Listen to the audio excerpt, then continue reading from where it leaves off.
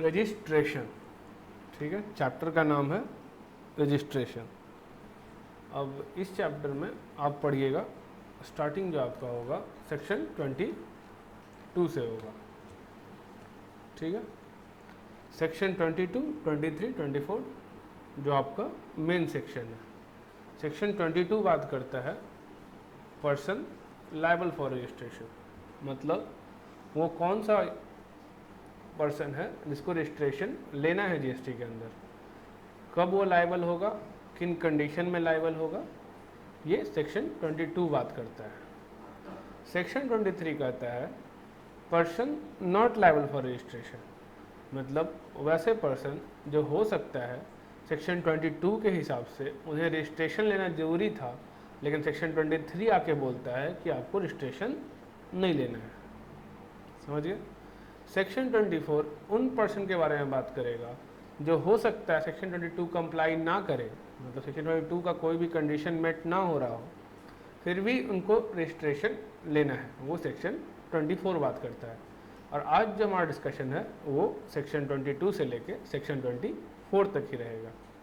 Section 25, 26, 27, 28, 29, 30 ये basically section है procedure का, ठीक है। प्रोसीजर कैसे होगा, डीम्ड रजिस्ट्रेशन, अमेंडमेंट, मैंने ये बेसिकली प्रैक्टिकल सिनारियो है जब आप कहीं भी काम करने जाओगे प्रैक्टिकल लाइफ में, और जब आपको रजिस्ट्रेशन लेना होगा, फॉर्म फिल करने होंगे तो कैसे फिल करना है, डिपार्टमेंट कैसे प्रोसीड करेगा, और वगैरह वगैरह जो भी, कब कैंसिलेशन, सस्पेंशन, रेवोकेशन, ठीक है। तो अभी जो सेक्शन 22 जो सबसे पहला सेक्शन है पर्सन लायबल फॉर रजिस्ट्रेशन, कब एक इंसान लायबल होगा। अब जो पर्सन है इसका मतलब सिर्फ इंडिविजुअल तो होता नहीं है, कंपनी भी होता है, फर्म भी होता है, एलएलपी भी होता है, कोऑपरेटिव सोसाइटी भी होता है, ठीक है।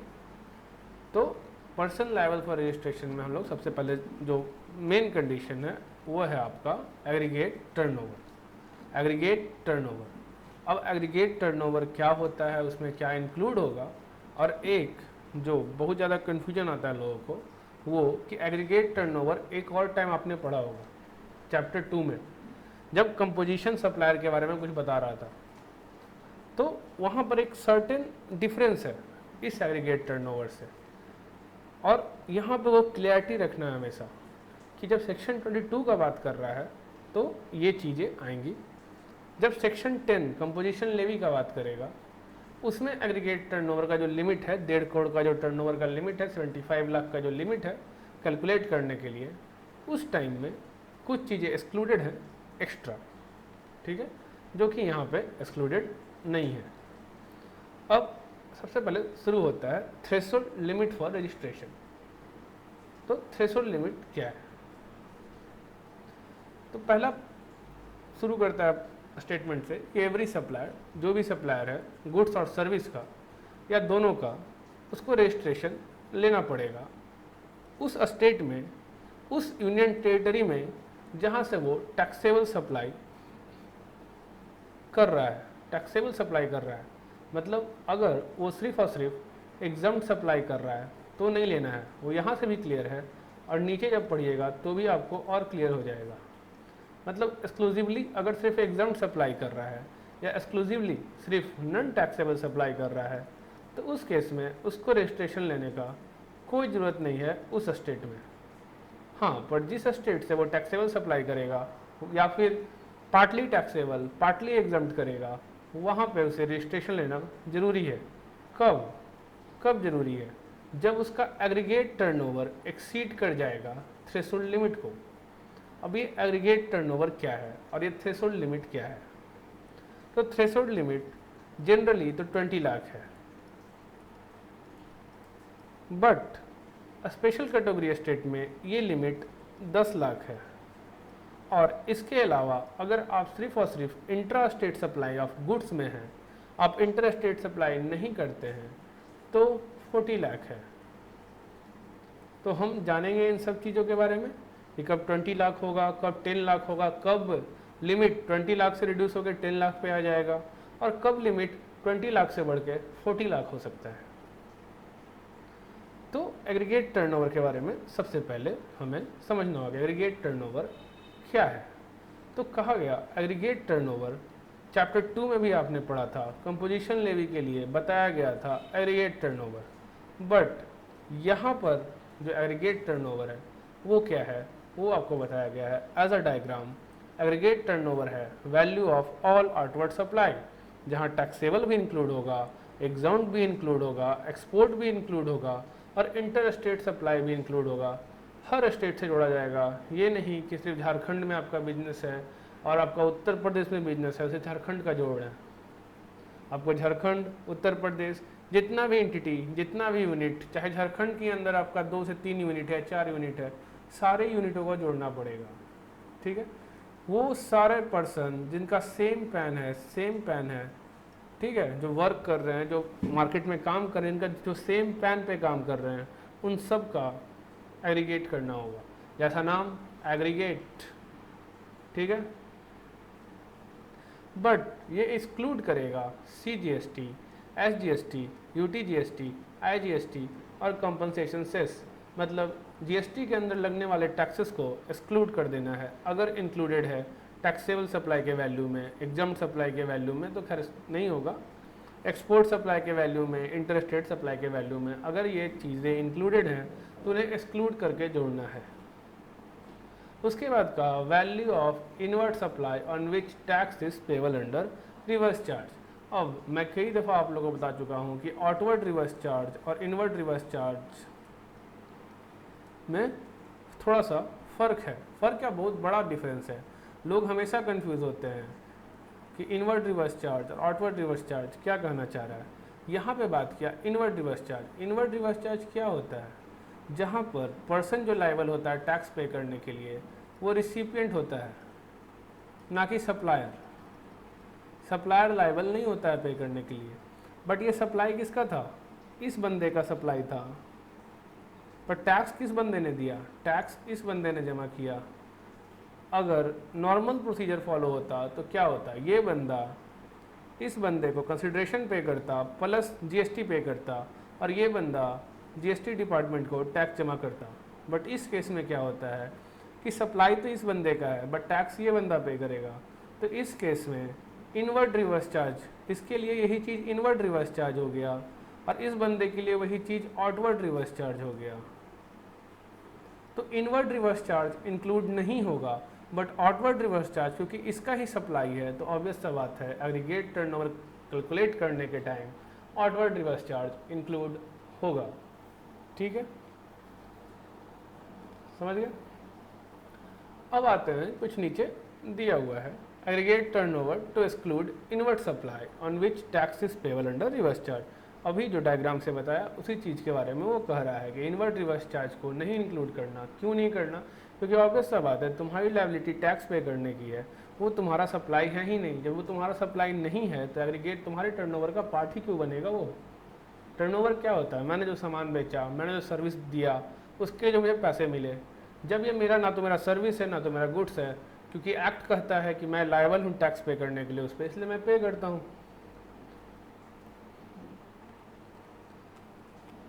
और उसी एथी में नीचे ये बंदा सोच भी रहा था और उसने सोचा भी कि outward supply taxable under reverse charge would continue to be a part of aggregate turnover. अब कुछ एग्जांपल है, मैंने कुछ का एक एग्जांपल है।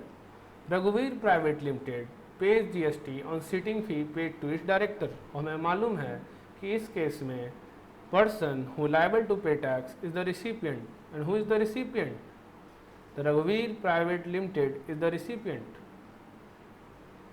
ठीक है, as the director gives the services to the रघुवीर प्राइवेट लिमिटेड एंड रघुवीर private limited pay him the sitting फी।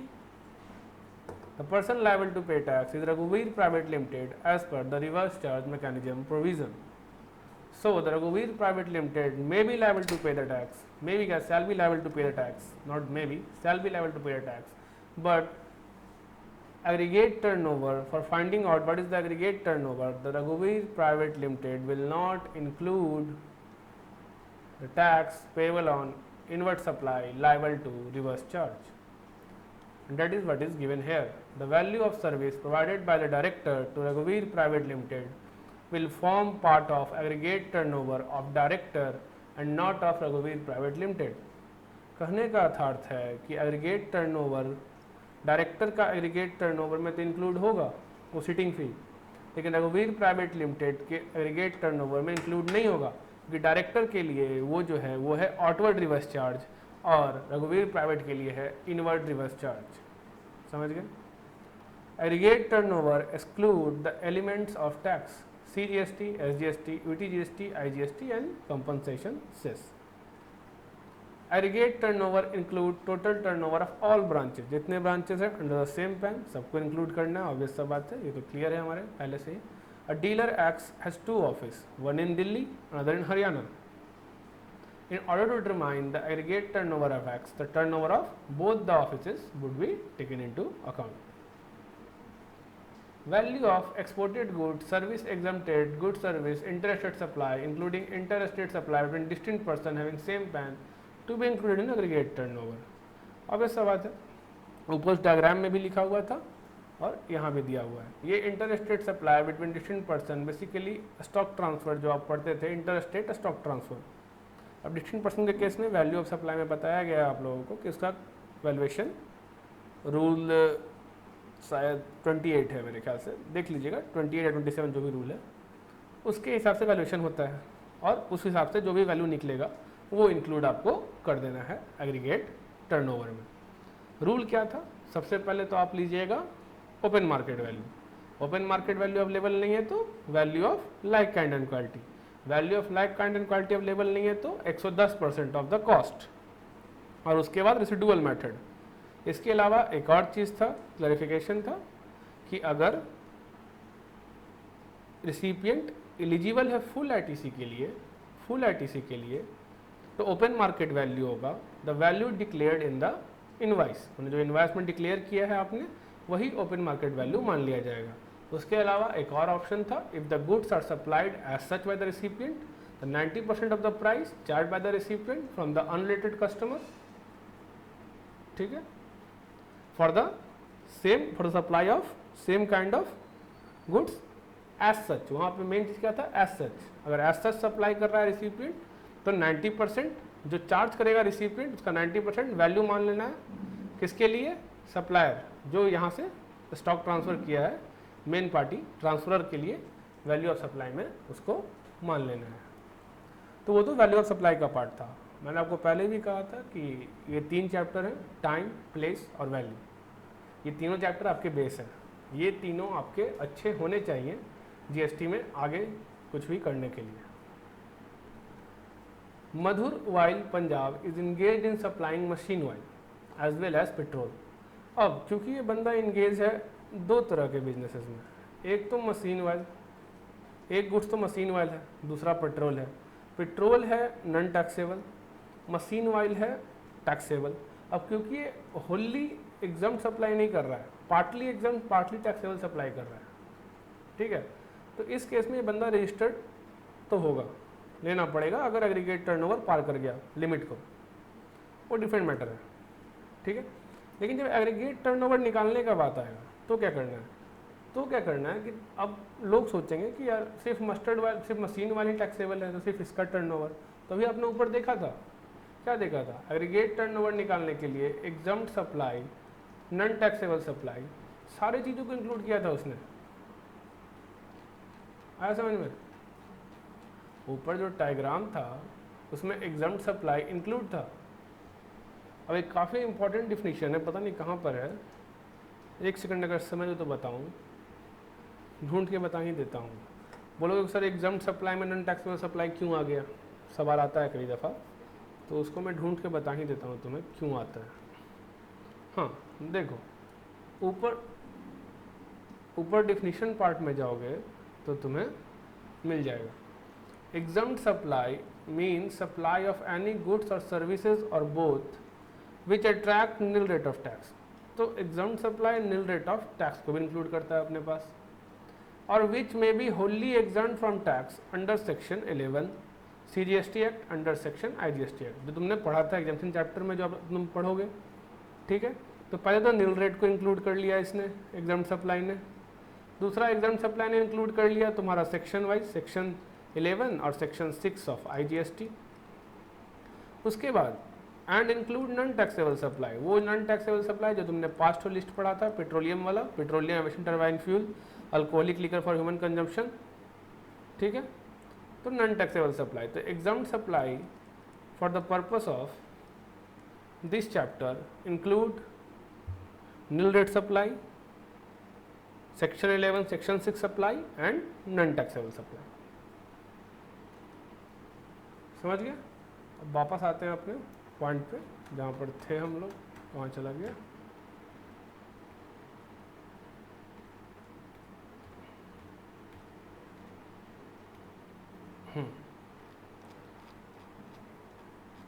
तो अब समझ गया क्यों पेट्रोल को भी इंक्लूड करना है, क्योंकि petrol for this chapter exempt supply include non taxable supply, related supply and section 6 of CGST, section 11 of IGST, ठीक है।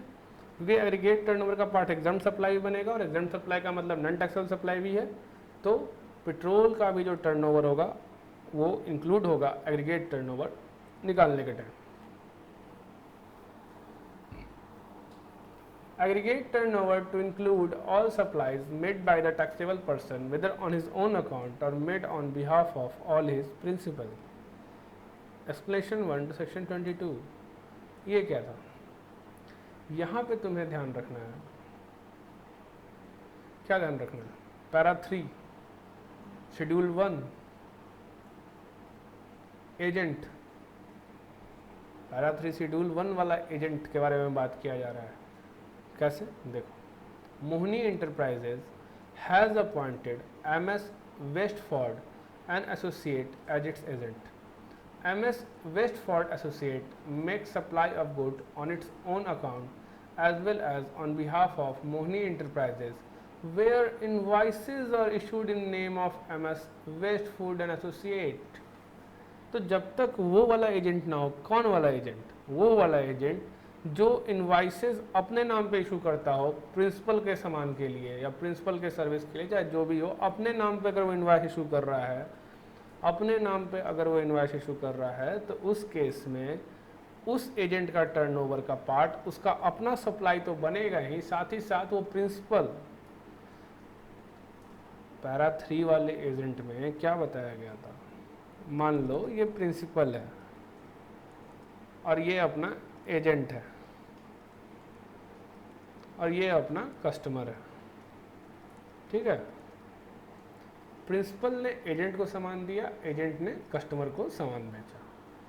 अगर इस केस में इनवाइस ये इशू डायरेक्टली इसको करता है, तो इस केस में एजेंट सिर्फ और सिर्फ एजेंसी सर्विस दे रहा है अपना, ठीक है, एजेंट का सर्विस दे रहा है बस अपना।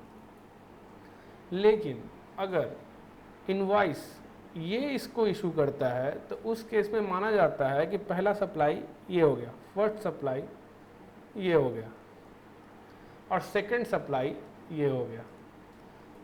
कब, अगर इनवॉइस एजेंट इशू करता है अपने नाम से, उस केस में विदाउट कंसिडरेशन डीम्ड सप्लाई इसे मान लिया जाता है। कंसिडरेशन सप्लाई होगा ही, कंसिडरेशन नहीं है तो भी सप्लाई माना जाता है। और इसका वैल्यू निकालने के लिए रूल 29 में शायद बताया था आपको कि इसके केस में आपको और का ऑप्शन था मेरे ख्याल से, ओपन मार्केट वैल्यू और 90% of the price charge by the recipient from the unrated customer. दोनों ऑप्शन था आपके पास, जो आपको अच्छा लगे ले सकते थे, ठीक है।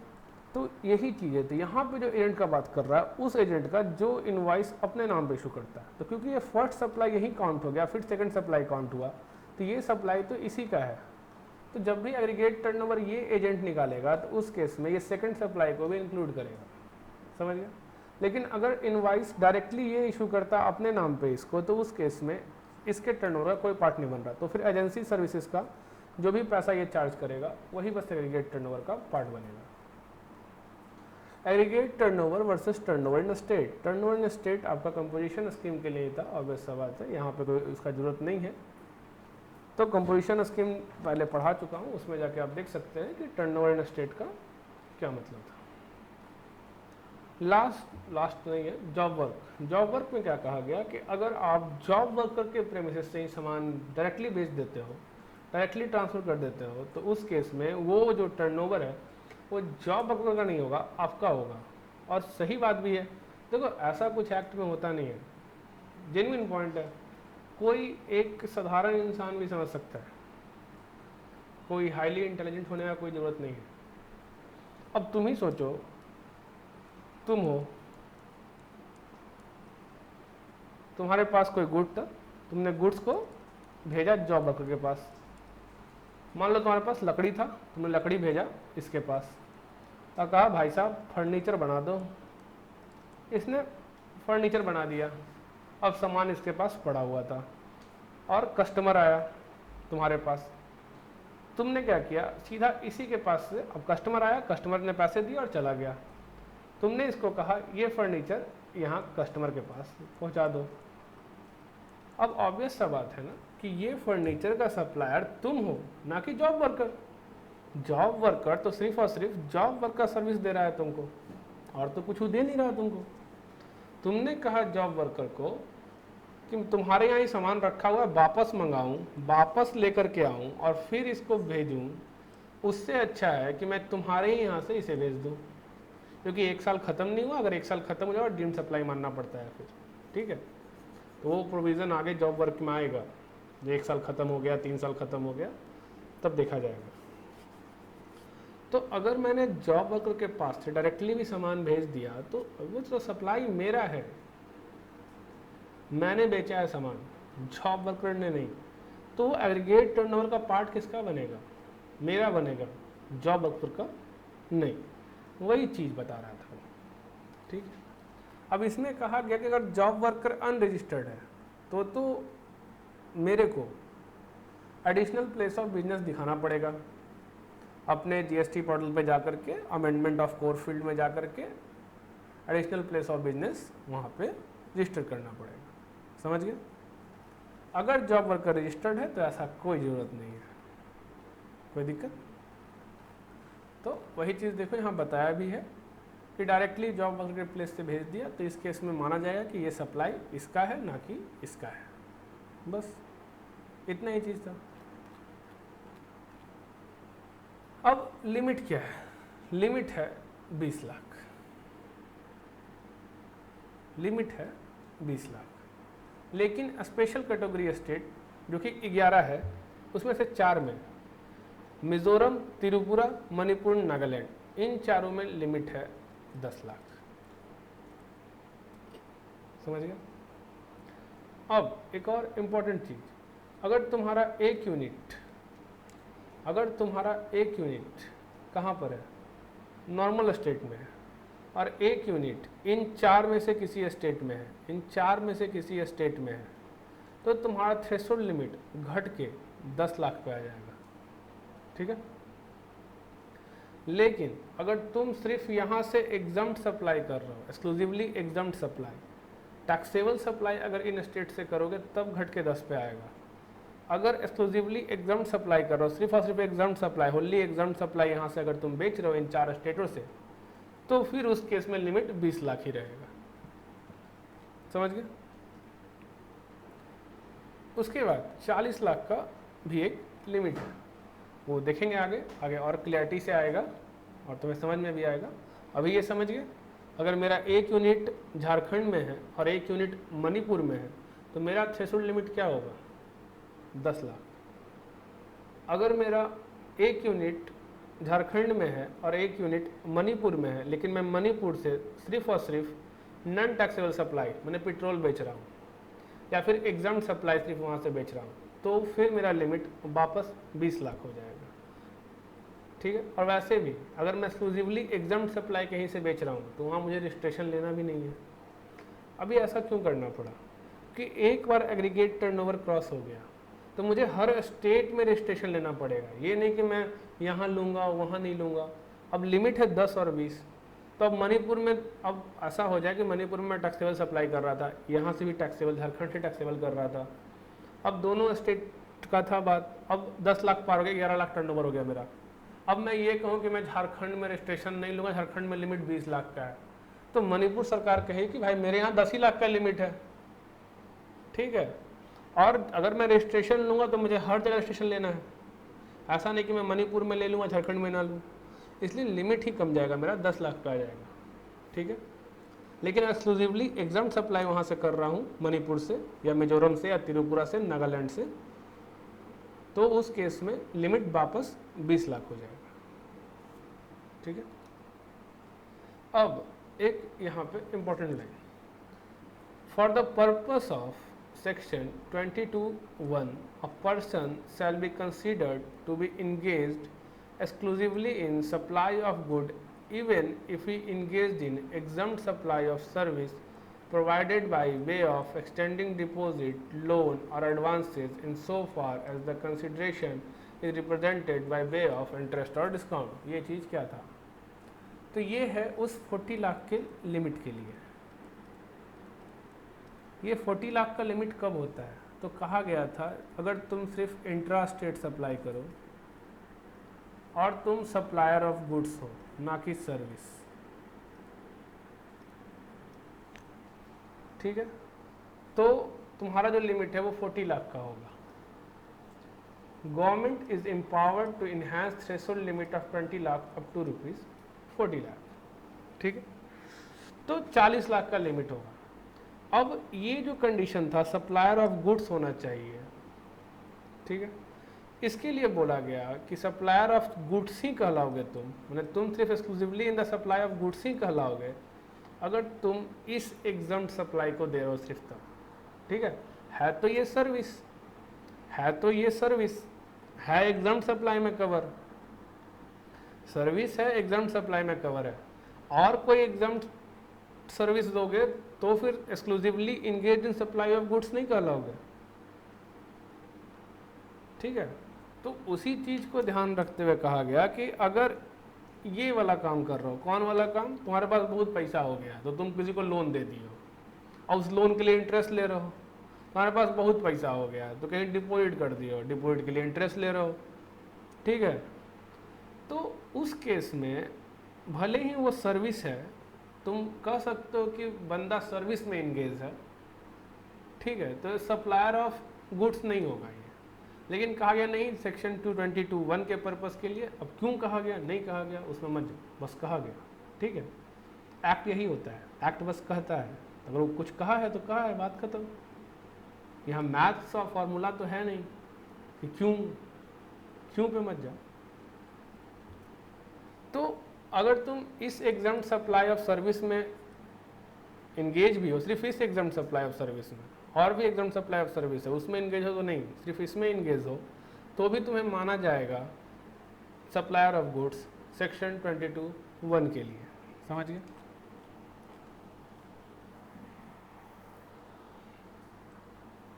Notification number 10/2019 dated this exempt any person who is engaged exclusively in supply of goods, मैंने सप्लायर ऑफ गुड्स के लिए कहा गया उसका एग्रीगेट टर्नओवर अगर फाइनेंशियल ईयर में 40 लाख से एक्सीड नहीं करता है तो उसको रजिस्ट्रेशन नहीं लेना है। समझ गए? अब एक्सेप्शन क्या है, ये एग्जम्पशन नहीं मिलेगा उस पर्सन को जिसको कंपलसरी रजिस्ट्रेशन लेना है सेक्शन 24 में, वो इसका हवाला नहीं दे सकता, माने इसका इस सेक्शन के पीछे छिप नहीं सकता। अगर आपको कंपलसरी रजिस्ट्रेशन लेने वाले सेक्शन में अगर आप कवर हैं, कंपलसरी रजिस्ट्रेशन लेने वाले सेक्शन में अगर आप कवर हैं तो आप 40 लाख वाले सेक्शन का हवाला नहीं दे सकते कि 40 लाख वाले सेक्शन में कहा गया था कि अगर मेरा 40 लाख से एग्रीगेट टर्नओवर ज़्यादा नहीं है और मैं एक्सक्लूसिवली इंगेज्ड हूँ सप्लाई ऑफ गुड्स में तो मैं रजिस्ट्रेशन नहीं लूँगा। दूसरा, आप गुड्स ही बेचते हैं पर वो गुड क्या है, आइसक्रीम है, अदर एडिबल आइस है, वेदर और नॉट कंटेनिंग कोकोआ, पान मसाला है, या चैप्टर 24 का गुड्स है जो टोबैको, मैन्युफैक्चर्ड टोबैको उसका substitute, fly ash brick, fly ash aggregate, fly ash block. मैंने कहने का मतलब इन केसेस में लिमिट घट के वापस 20 लाख का ही हो जाएगा, 40 लाख से कोई मतलब नहीं। ब्रिक ऑफ फॉसिल मील और सिमिलर सिलिशियस अर्थ, बिल्डिंग ब्रिक्स, अर्दन और रूफिंग टाइल्स। समझिए?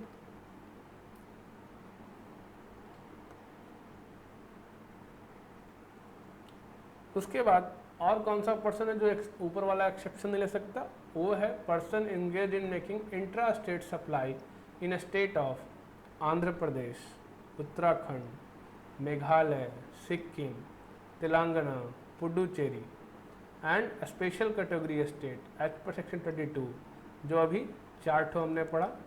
ऐसे तो स्पेशल कैटेगरी स्टेट 11 हैं, पर यहाँ पे बाकी जो 4 स्पेशल कैटेगरी स्टेट है, नागालैंड, मिजोरम, मणिपुर, त्रिपुरा, इन स्टेट में आपको फिर वो 40 लाख का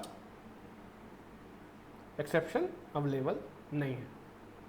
inter state supply of goods are nevertheless liable to compulsory registration under section 24 under already covered in exception a. ठीक है, इंटर स्टेट जहाँ सप्लाई करोगे तो फिर मतलब ही नहीं है। और इंटर स्टेट सप्लायर को ऐसे भी कंपल्सरी रजिस्ट्रेशन लेना है। Inter state supplier of goods को, सर्विस को नहीं, inter state supplier of goods को कंपल्सरी रजिस्ट्रेशन लेना है, इसलिए वो ऊपर पहले से कवर है, इसलिए सिर्फ इंट्रा स्टेट का बात किया। Person who has opted for voluntary registration और सच रजिस्टर्ड पर्सन, अब वॉलंटरी ले रहा तो क्या मतलब है लिमिट का, समझ गए? तो ये पर्सन ऊपर वाले एक्सेप्शन का फायदा नहीं ले सकते, समझ गए? अब आते हैं ये समरी चार्ट है।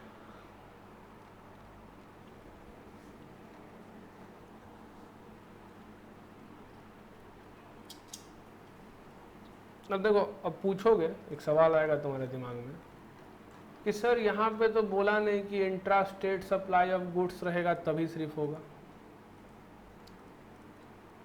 नहीं लिखा लाइन में इंट्रा स्टेट सप्लाई होगा तभी होगा। तो ये जो एक्सेप्शन है ना बाबू, एक्सेप्शन का एक्सेप्शन, कंपल्सरी रजिस्ट्रेशन जब पढ़ोगे ना तो वहाँ पे लिखा हुआ है कि अगर inter state supplier of goods है तो उसको कंपल्सरी रजिस्ट्रेशन लेना है। तो इसका मतलब कि अगर वो सेक्शन 24 में कवर है इंटर स्टेट सप्लाई और ऊपर वाले का एक्सेप्शन है, ऊपर वाले नोटिफिकेशन का एक्सेप्शन है, तो ऊपर बचा क्या? सिर्फ इंट्रा स्टेट तो बचा ही नहीं। इसलिए कह रहा था कि intra state supply of goods exclusively engage in supply of goods. तो 2 कंडीशन सेक्शन 40 लाख के समझ लो। पहला है, ऊपर ही बताया था क्या, हाँ, पहला है intra state supply, inter state नहीं होना चाहिए, विद इन द स्टेट ही होना चाहिए। और दूसरा है सप्लायर ऑफ गुड्स के लिए, सर्विस के लिए नहीं। और इस कंडीशन के लिए एक सर्विस है जिसका एक्सेप्शन दिया गया है, वो है service by way of extending loan, deposit और advances in so far as the consideration is represented by way of interest और डिस्काउंट। अगर ये वाला सर्विस है तो कोई दिक्कत नहीं है, समझ गए? और कोई सर्विस है, चाहे टैक्सेबल हो चाहे एग्जम्प्ट हो, उससे फर्क नहीं पड़ रहा, और कोई और सर्विस तुम दोगे उसके अलावा, तो फिर आप ये वाला एक्स्ट्रा 40 लाख का जो बेनिफिट है नहीं ले सकते हो। अब ये सब लिमिट बहुत कम है, पर क्या कर सकते हैं, यही है जो है सो है। 20 लाख वाला आदमी पता नहीं कहाँ से इतना बड़ा चैप्टर, इतना बड़ा किताब तो अपना जीएसटी का है, ये है कि उसको कंप्लाई वो नहीं कर सकता, अपने से आना पड़ेगा।